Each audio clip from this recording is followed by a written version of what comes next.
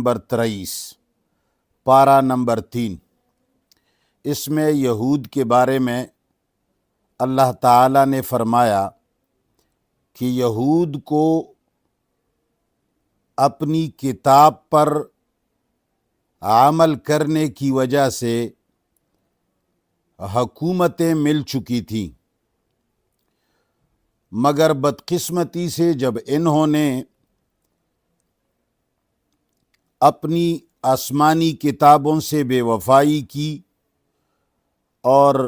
آسمانی کتابوں کے ساتھ زمینی اور اپنے فکری کتابوں کو شامل کر دیا، شریک بنا دیا، تو اللہ تعالیٰ نے ان سے حکومتیں چھین لیں، اس لیے کہ صالح حکومتیں اور قرآنی حکومتیں مصلحین کو ملا کرتی ہیں، مفسدین کو نہیں۔ الم تر الی الذین، اللہ تعالیٰ فرماتے ہیں الم تر الی الذین، آیا تم نے غور نہیں کیا ان لوگوں پر اوتوا نصیبا من الکتاب، جن کو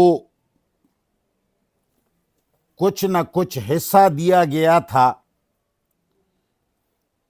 اللہ تعالیٰ کی کتاب کی وجہ سے۔ ان کو اللہ کی کتاب کی وجہ سے کچھ حصہ ملا تھا۔ اوتو نصیباً لفظی ترجمہ تو یہ ہے جو دیے گئے تھے حصہ کتاب کا، لیکن بامحاورہ ترجمہ یوں بنے گا الم تر الی الذین، اے پیغمبر کیا تو نے ان لوگوں کے حالت پر غور نہیں کیا اوتو نصیبا من الکتاب، کہ جنہیں کتاب میں سے حصہ دیا گیا، یعنی کتاب کی اتباع کی وجہ سے ان کو حکومتیں مل گئیں۔ یدعون الی کتاب اللہ، ان کو اللہ کی کتاب کی طرف بلایا جاتا ہے، لیحکم بینہم، تاکہ فیصلے کریں لوگوں کے درمیان، یعنی آسمانی کتابیں فیصلوں کے لیے ہوتی ہیں، یہ پوجا پاٹ کے لیے نہیں ہوتی کہ تم وہاں جا کے نفل پڑھو، یہاں جا کے نفل پڑھو، وہاں ذکر کرو، وہاں ذکر کرو، یہ فیصلوں کی کتابیں ہوتی ہیں۔ لیحکم بینہم، جب انہیں بلایا جاتا ہے اللہ کی کتاب کی طرف،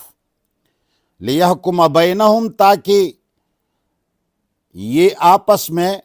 اللہ کی کتاب پر فیصلہ کریں، تو اللہ فرماتے ہیں کہ ثم یتولی فریق منہم، پھر ان میں سے ایک فریق منہ موڑ کر چلا جاتا ہے،